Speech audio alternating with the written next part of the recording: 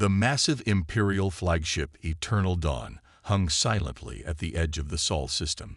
Admiral Taehyun paced the command deck, his ornate uniform reflecting the blue glow of Earth displayed on the main view screen. The Admiral's hands trembled slightly, not from fear, but from shock. "Play the message again," he ordered. His first officer, Captain Junho, nodded and activated the communication system.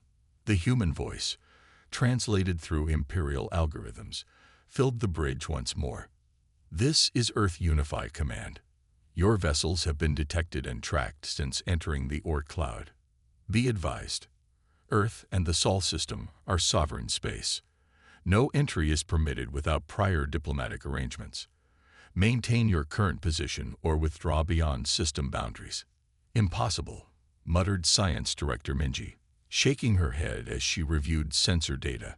"Their technological development indicates no capacity for detecting our approach. Their most advanced orbital surveillance should be blind to our cloaking systems." Taehyun stopped pacing. "Yet they saw us from billions of kilometers away. How?" The bridge fell silent as the crew contemplated this unexpected development. For 12,000 years, the Galactic Empire had followed the same expansion protocol: discover, observe, contact, and assimilate. Never once had a pre-FTL species detected their observation ships, let alone issued demands.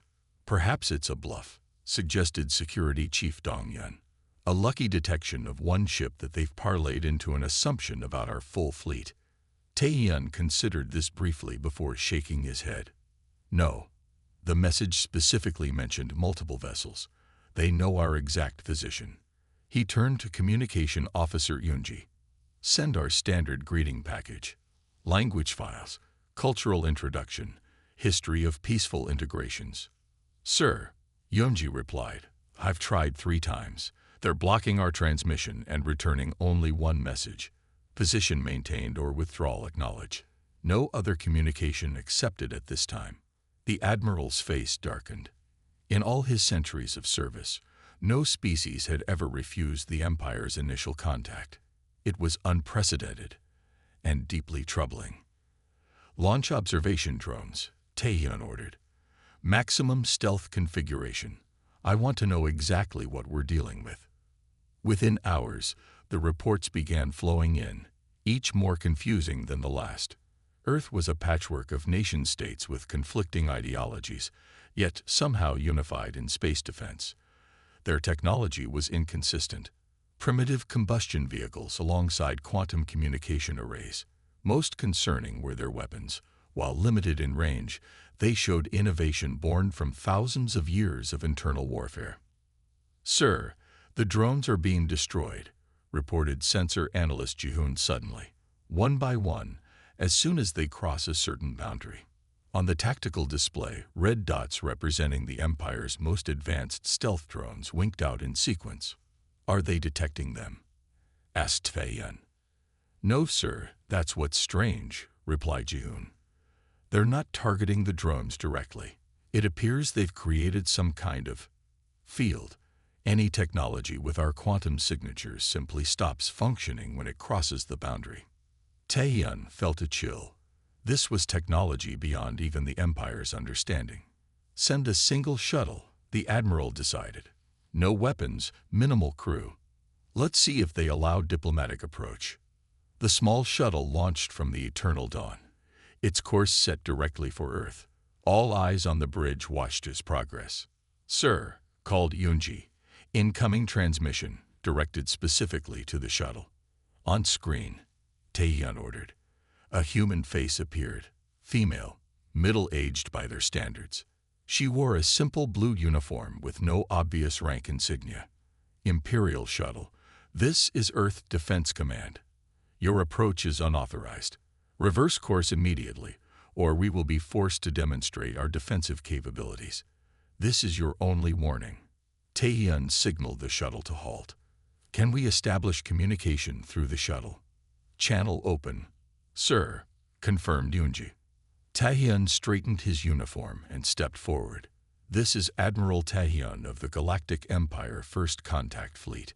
We come in peace, with offers of technology, medicine, and protection. The Empire has brought prosperity to thousands of worlds. We seek only to welcome Earth into our community of planets. The humans' expression remained unchanged. Admiral, Earth is already aware of your Empire's peaceful integration methods. We have studied your approaches to other worlds. We have decoded your communications. We understand your true intentions. Taehyun felt his heart skip. How could they possibly know the Empire's classified assimilation protocols? Furthermore, continued the human, we have analyzed your fleet's capabilities. Your weapons, while impressive against most species, would be ineffective against Earth's defense grid. We have developed countermeasures specific to your technology. To prove her point, displays across the bridge suddenly change, showing detailed schematics of the Imperial flagship, including classified sections and systems. How Taehyun began, but the human continued. We respect the Empire's right to exist. We do not seek conflict. But Earth will not be assimilated. We will remain independent. The Sol system is closed to Imperial entry without explicit diplomatic arrangement, which can be negotiated only after formal recognition of Earth's sovereignty. The transmission ended abruptly.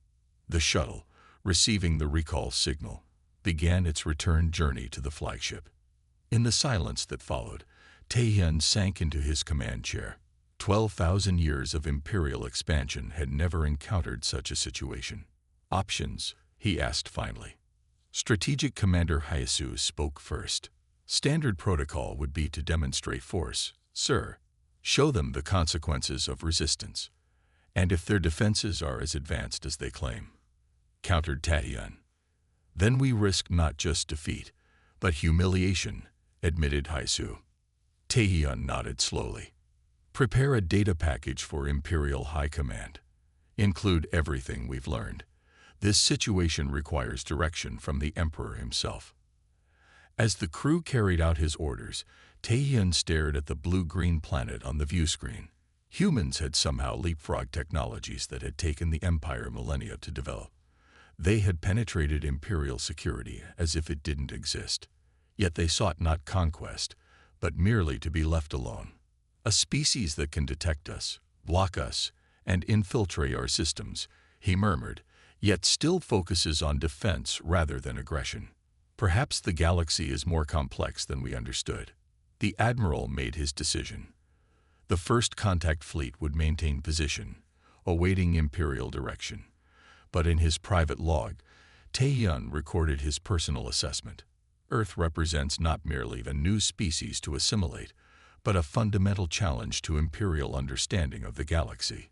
We may have encountered our equals, or perhaps our superiors. High Counselor Minho stared at the three-dimensional projection of Earth rotating slowly in the center of the Imperial assessment chamber. Around him sat the 12 members of the Military Council, their faces illuminated by the blue glow of the hologram. Show me the defense grid again, Minho ordered. The projection changed, revealing a complex web of energy signatures surrounding the planet. Lines of force connected satellites, ground stations, and underwater installations in patterns that defied Imperial strategic analysis.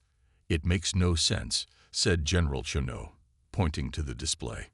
These energy outputs are beyond what their power generation should support. And these patterns, they don't match any known defense doctrine. Minho nodded slowly. For 2 weeks, the Empire's most advanced surveillance drones had been mapping Earth's capabilities. Some drones were destroyed, others returned with partial data, but together they painted a picture that was both fascinating and alarming. What about their governance structure? Minho asked. Intelligence Director Soman stepped forward, her silver uniform gleaming in the dim light. Chaotic by our standards. Nearly 200 separate political entities they call nations. Most maintain independent military forces. They have several organizations for global coordination, but none with absolute authority. She touched a control, and the hologram shifted to show various human military units. They fought among themselves continuously throughout their recorded history. Their most recent global conflict ended less than a century ago. Yet they presented a unified response to our arrival. Minho noted. Yes, Salman agreed. When our presence was detected, their separate command structures immediately activated something called the Exoplanetary Defense Protocol. Nations that were in political conflict moments earlier began seamless coordination. The council members exchanged uneasy glances. In the Empire's experience, unified response required unified government, something Earth clearly lacked. Tell me about their technological inconsistencies, Minho requested. Chief Scientist Jinwoo rose from his seat, his ancient face creased with concern. This is perhaps the most troubling aspect, High Counselor. In some areas, they rely on primitive combustion engines and chemical-based manufacturing. Their medical techniques still involve cutting flesh and replacing organs with mechanical substitutes. He paused, touching the display to show different images. But in other areas, they've developed technologies we've only theorized. Their quantum communication network operates on principles our scientists have yet to fully understand. And some of their military installations show evidence of dimensional phasing, technology the Empire abandoned centuries ago due to instability. How is this possible? Asked Admiral Hyunwoo. No species develops so unevenly. Unless, suggested weapons analyst Yunju, they're purposely maintaining technological disparity as a defensive strategy. The room fell silent as the council considered this idea. Elaborate, Minho ordered. Consider this hypothesis, Yunju said, pointing to the display. If you're a young species aware of potential cosmic threats, would you not disguise your true capabilities? Appear less advanced than you are. Create the impression of internal division, while actually being united. That's paranoid thinking, objected Financial Counselor Deo. No species behaves this way without prior contact with hostile aliens. Unless, Jinwoo said quietly, they've encountered others before us. This suggestion sent a ripple of discomfort through the chamber. The Imperial records were clear. Earth had never been catalogued by any known spacefaring civilization. Minho raised his hand for silence. Let's focus on what we know, not speculation. Show me their weapons capabilities. The hologram shifted again, displaying Earth's military assets. Jinwoo pointed to several installations. Their offensive capabilities appear limited to their solar system. No evidence of faster-than-light weapons. However, their anti-orbital defenses are concerning. The display zoomed in on several satellite clusters. These systems use principles similar to our own disruption technology, but with modifications we've never considered.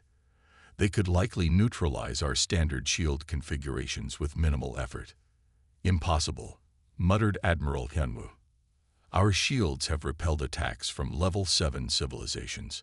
Earth barely qualifies as Level 3. Yet they detected our cloaked ships, Minho reminded him. And they've somehow acquired detailed knowledge of our fleet specifications. He stood, walking slowly around the projection. There's another possibility we haven't considered. What if Earth has been observing us for longer than we've been observing them? The council members shifted uncomfortably.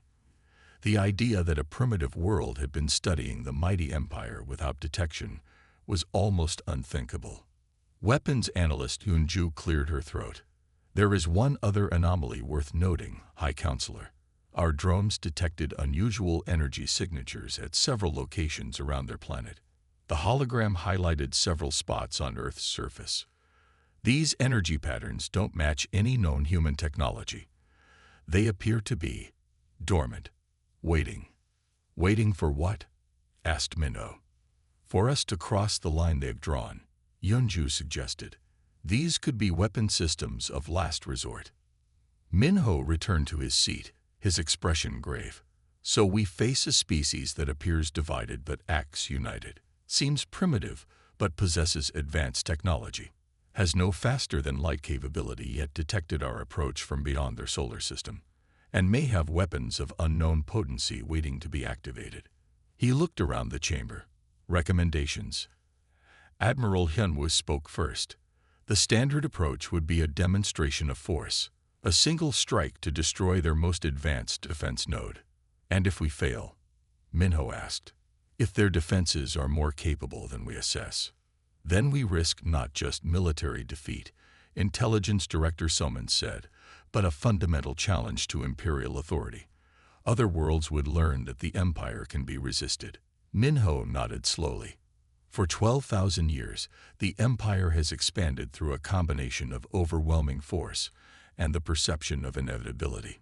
If Earth successfully resists us, that perception would be shattered. The council chamber fell silent as the weight of this realization settled over them. There is one other option, suggested diplomat Iona, speaking for the first time. We could attempt genuine diplomatic contact, not as prelude to assimilation, but as equals. Several council members began to object, but Minho raised his hand again. In 12,000 years of expansion, he said quietly, the Empire has never encountered a species like humanity. Perhaps unprecedented situations require unprecedented responses. He stood, his decision made. Prepare a diplomatic mission. Not our standard integration protocol, but a genuine embassy. I will inform the Emperor that we have encountered a civilization that may require special consideration.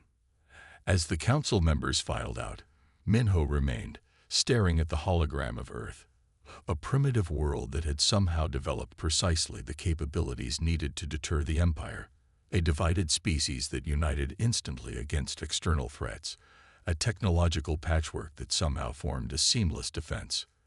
They are a contradiction, he murmured to himself, and perhaps the greatest challenge the Empire has ever faced. Supreme Diplomat Doyan stepped out of the Imperial shuttle onto the lunar platform. The structure before him was unlike anything Imperial intelligence had reported Earth capable of building. The facility hung in lunar orbit, its crystalline surfaces reflecting starlight. No visible seams or construction marks marred its elegant form. Impressive, isn't it? Said Admiral Taeyeon quietly. A single structure, apparently grown rather than built. Do-Yun nodded, keeping his face carefully neutral despite his surprise.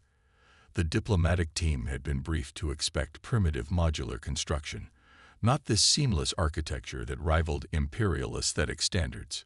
Remember our purpose, Do-Yun reminded his team. The Emperor desires this world's peaceful integration. Their resistance is unusual but not insurmountable. The Imperial delegation followed a human guide through a series of chambers that seemed to adjust their environmental conditions automatically. No controls were visible, yet the atmosphere, gravity, and temperature shifted to perfect Imperial comfort levels as they moved. They're scanning us, whispered Science Advisor Jiho. The walls contain sensors more advanced than our medical facilities. Do-Yun silenced him with a glance. Such observations could wait for private discussion. The delegation finally entered a large circular chamber. One side offered a stunning view of Earth, blue and white against the blackness of space. Along the other side sat the human delegation, 7 individuals of varying ages and ethnic backgrounds, wearing simple but elegant attire. Professor Jiwoo rose to greet them. She appeared to be middle-aged by human standards, with short gray hair and intense eyes that seemed to evaluate each Imperial delegate individually. Welcome to Harmony Station, she said. We appreciate your journey here and the opportunity for direct communication. Do-Yun bowed slightly. The Eternal Empire brings greetings to Earth. We are pleased that after 6 months of preliminary communications, you have agreed to this meeting. Please be seated. Jiwoo gestured to chairs that emerged seamlessly from the floor. We're eager to hear your proposal. The Imperial delegation took their places. Do-Yun noted that the seating arrangement placed humans and Imperials at equal height, a subtle rejection of the Empire's traditional diplomatic protocols that always positioned Imperial representatives above potential member worlds. The Empire has existed for 12,000 years, Do-Yun began, activating a holographic display between the delegations. We have brought peace, prosperity, and technological advancement to over 50,000 worlds. The hologram showed peaceful scenes from various Imperial planets, advanced cities, medical facilities, and educational complexes. Earth stands at a critical juncture in its development. Do-hyun continued. Like many worlds before you, you have achieved spaceflight, but not yet mastered faster-than-light travel. This transition period is often marked by internal conflict and resource depletion. Jiwoo and her colleagues watched impassively, their faces revealing nothing. The Empire offers Earth full membership, with all associated benefits. Do-hyun said, his voice warm and persuasive. These include advanced medical technologies that could extend human lifespans by centuries, energy production systems that would eliminate your dependence on fossil fuels, and defensive technologies to protect Earth from cosmic threats. A hologram shifted to display these technologies in action. Several human delegates leaned forward, showing interest for the first time. In return, Do-hyun continued, Earth would accept imperial governance standards, contribute resources to the greater good of all imperial worlds, and allow limited imperial military presence to ensure regional stability. He paused, allowing his next words to carry appropriate weight. History has shown that worlds that join the Empire voluntarily receive the most favorable terms. Those that require additional persuasion often find the transition more challenging. The threat, though veiled, was standard imperial protocol, a reminder of overwhelming force held carefully in reserve. Jiwoo's expression didn't change. When Do-hyun finished, she simply asked, "Is that the complete offer?" "It is the initial framework," Do-hyun replied smoothly. "Details would be negotiated over time, of course." Jiwoo nodded and turned to her colleagues. They exchanged glances but no words, as if communicating silently. After a moment, Jiwoo turned back to the imperial delegation.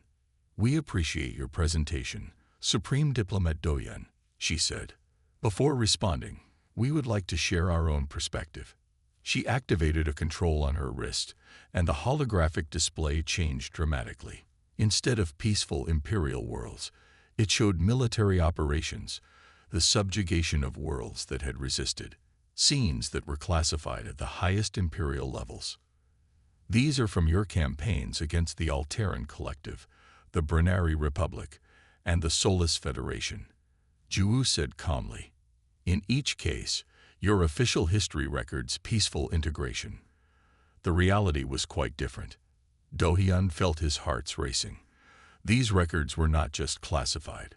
They were supposedly purged from all but the most secure imperial archives. Furthermore, Jiwoo continued, "We've analyzed your military capabilities extensively." The hologram shifted again, now displaying detailed schematics of imperial warships, including shield frequencies, weapon specifications, and targeting systems. "This can't be possible," whispered military attaché Minsu. "These are our current configurations, not historical data." Jiwoo allowed a slight smile. "We appreciate your offer of membership in the Galactic Empire. However, Earth must respectfully decline. Our study of your history of peaceful integration reveals practices fundamentally inconsistent with human values of self-determination and true consent." Do-hyun started to speak, but Jiwoo raised her hand. "Please allow me to finish, Supreme Diplomat." She touched her wrist control again, and the hologram changed to show simulations of imperial attack formations facing Earth defenses. In each simulation, the imperial forces were neutralized without apparent effort. "To demonstrate our seriousness, we've prepared this data package for your Emperor," Jiwoo said, as a small crystalline object floated across the table toward Do-hyun. "It contains our analysis of vulnerabilities in your fleet's defensive systems, along with simulations of our countermeasures against standard imperial conquest protocols." The imperial delegation sat in stunned silence. Do-hyun struggled to maintain his diplomatic composure. "Professor Jiwoo," he said finally, "these claims are extraordinary.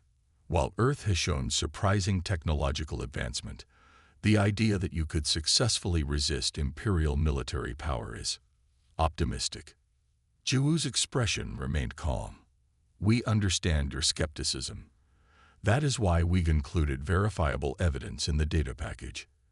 Your own scientists will confirm our analysis. And if they do, Do-hyun asked quietly. Then perhaps the Empire will consider something unprecedented. A relationship of equals rather than ruler and subject. The human delegates stood in unison, signaling the end of the meeting. "We will await your Emperor's response," Ju said.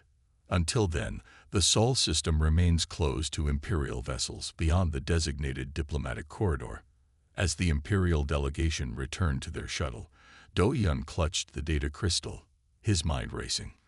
In 12,000 years of expansion, no world had ever refused Imperial membership and survived. Yet these humans had not only refused but demonstrated knowledge and capabilities that should have been impossible. "What will you report to the Emperor?" Admiral Tae-hyun asked quietly. Do-hyun stared out at Earth, shining blue against the blackness of space. "The truth," he said finally, "that we have encountered something the Empire has never faced before. A civilization that may be our equal, despite all appearances to the contrary." The shuttle detached from the lunar station, beginning its journey back to the Imperial fleet. Behind them, Earth continued its peaceful rotation, its true nature and capabilities still a profound mystery to the mighty Galactic Empire. Emperor Sunwoo Vi sat on his crystalline throne, the vast Imperial Council chamber stretching before him. 50 of the Empire's highest officials filled the tiered seats, their voices rising in heated debate. The Emperor watched silently, his ancient face betraying no emotion despite the crisis unfolding before him. "This human defiance cannot stand," shouted War Minister Cook, pounding his fist on the polished black table. 12,000 years of Imperial expansion, and we halt because of one primitive world. Unacceptable. Across the chamber, Science Minister Jaya shook her head. "You still don't understand what we're facing. The data crystal they provided has been verified. Their defensive capabilities exceed our offensive options by a significant margin." "Then we build better weapons," Huck insisted. "The Empire has always overcome technological challenges." "In time, perhaps," agreed High Admiral Dojin. "But not soon enough. The simulations are clear. A direct assault on Earth would result in the loss of at least 60% of our attack fleet, with no guarantee of success." Emperor Sunwoo remained silent, listening. For 8 centuries, he had ruled the vast empire, overseeing the integration of thousands of worlds. Never had he faced such a dilemma. A single planet that could potentially resist the full might of Imperial forces. The debate continued for hours. Military hardliners insisted on immediate action, arguing that Earth's very existence as an independent power threatened Imperial stability.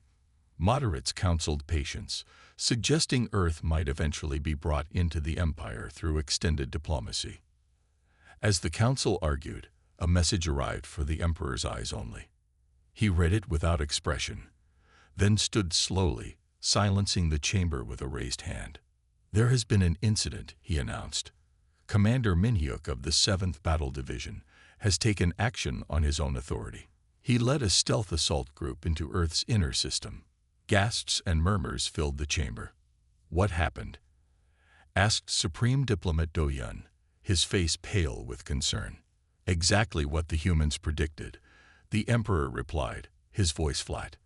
"Their defensive grid detected the ships despite our most advanced cloaking technology. Instead of destroying the vessels, they simply turned them off." "Impossible," whispered War Minister Hook.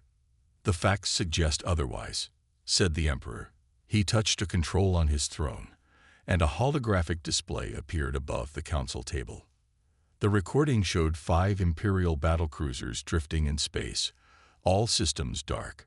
Small Earth vessels, little more than shuttles by Imperial standards, attached towing beams to the massive warships and pulled them away from the planet. "No weapons were fired," the Emperor continued. "No energy weapons, no projectiles, no missiles.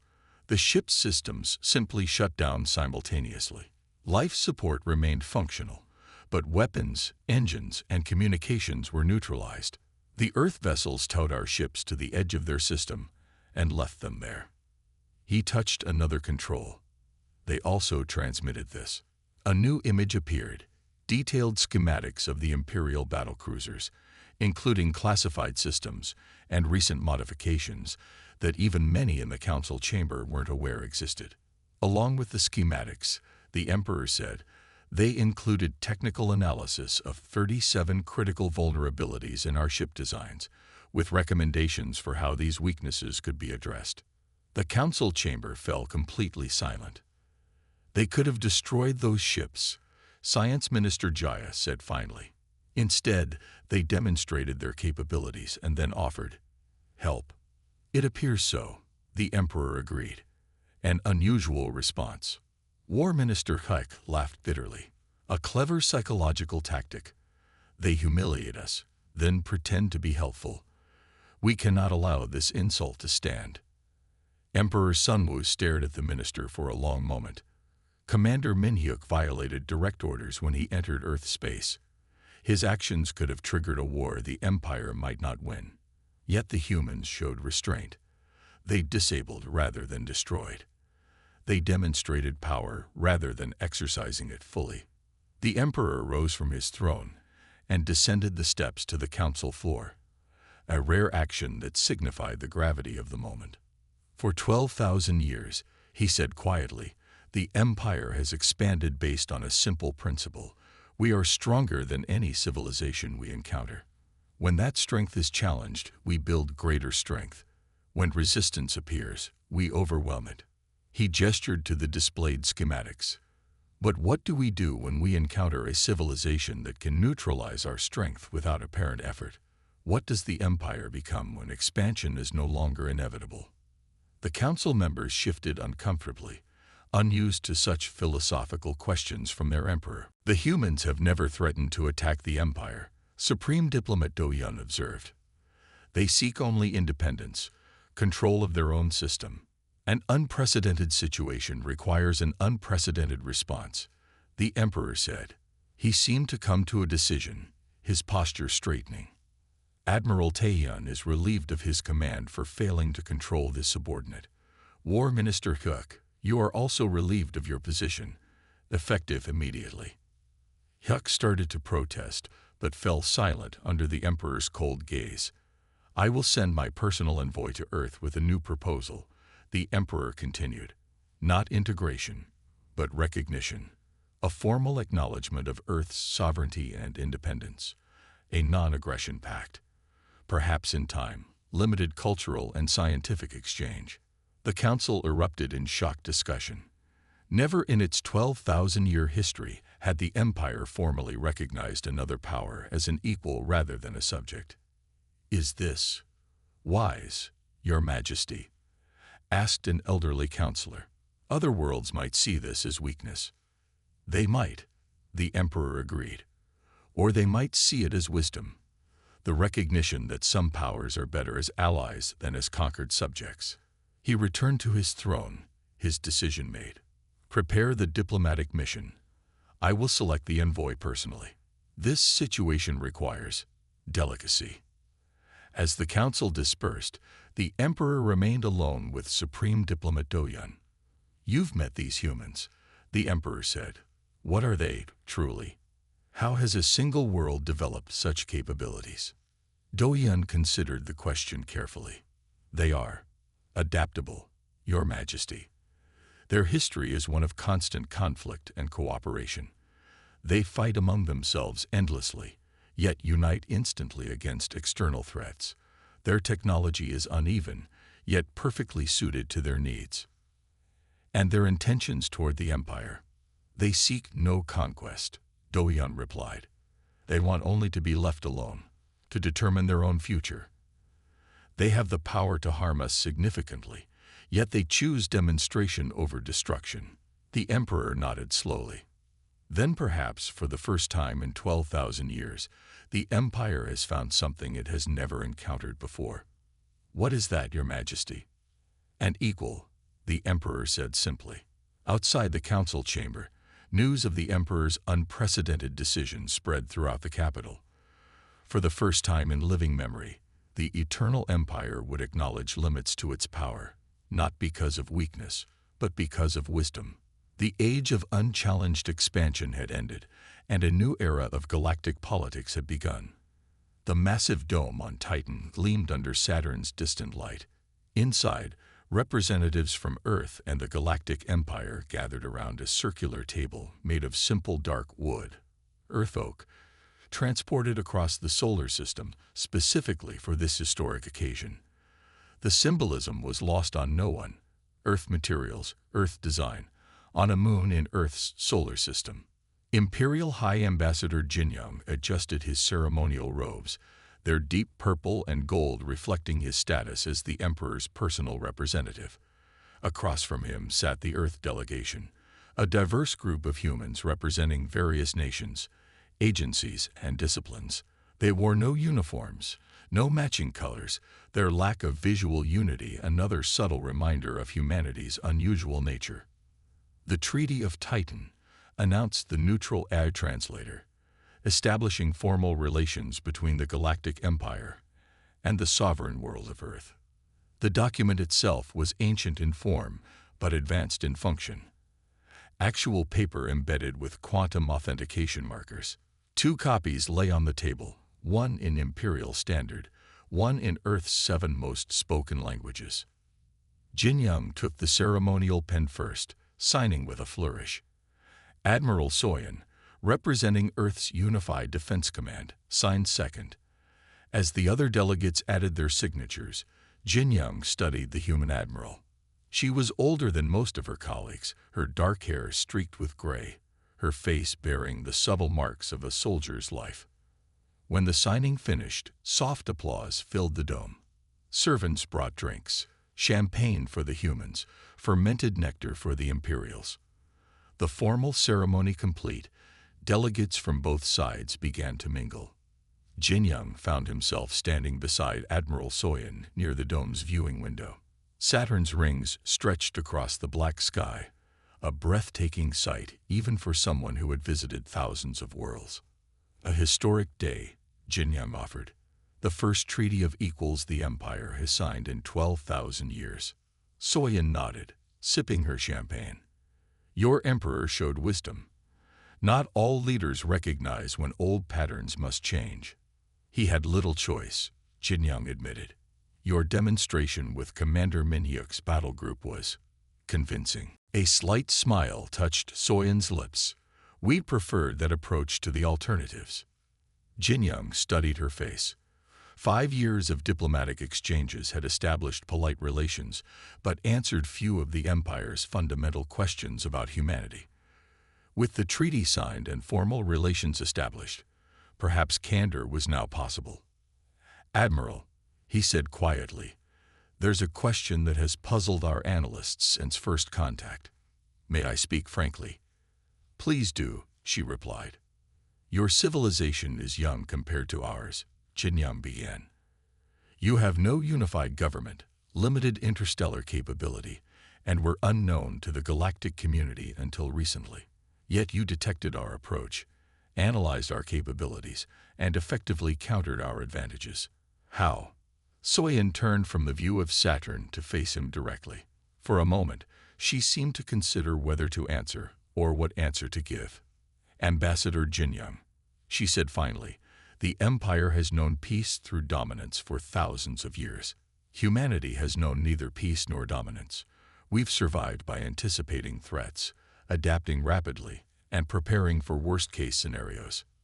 She gestured to the diverse human delegates mingling with their imperial counterparts. Look at us. We fight among ourselves constantly, nation against nation, ideology against ideology. We've had to become experts at detecting threats, analyzing intentions, developing countermeasures. But our stealth technology, Jinyoung began, is very impressive, Soyan acknowledged. But you've relied on it for centuries without significant challenges. You've had no reason to imagine it could fail. She smiled slightly. When you've spent your history expecting that the next hill might hide an enemy, you develop a certain awareness. We detected anomalies in the Orc cloud that your ships created. Not directly. You were well cloaked. but the effects on surrounding matter were visible to our deep space monitoring systems. And our technology, our classified systems, Jinyum pressed. Some we derived from analyzing your ships, some we acquired through other means. Her expression revealed nothing more. Let's just say that a society that constantly fights itself becomes very good at intelligence gathering and code breaking. Jinyang was silent for a moment. The Empire believed that a species so divided would be easy to conquer. We were wrong. Your mistake, Soyan said, was assuming that internal conflict makes us weak. In fact, it's made us strong in ways you couldn't anticipate. We compete, we fight, but we learn from each other constantly. And when faced with an external threat, those diverse approaches become our greatest asset. Across the room, human and imperial delegates were exchanging technical information. The first of many exchanges promised in the treaty. Cultural attaches discussed possible artistic collaborations. Scientists compared notes on astronomical phenomena.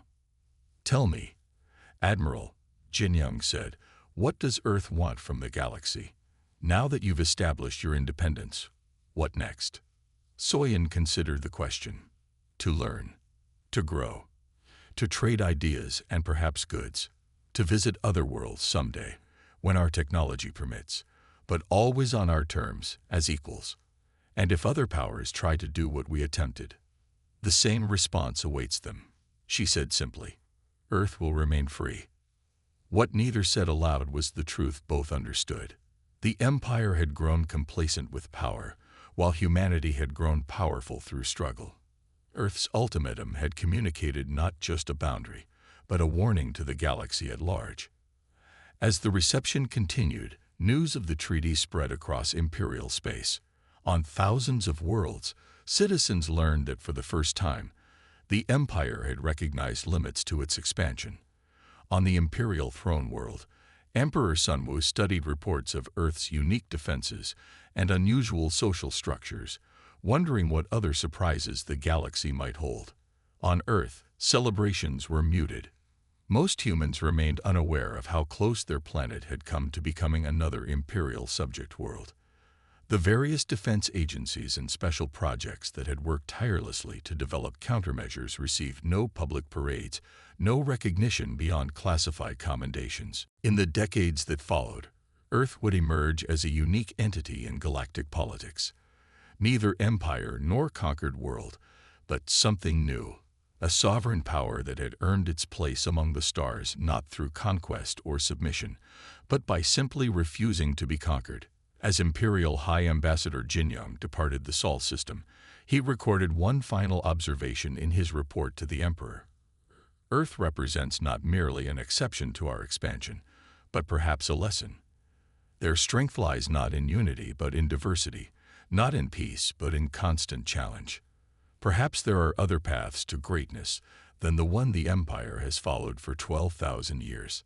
The Emperor read these words with interest. For the first time in centuries, he found himself considering not just how to expand the Empire, but how to improve it.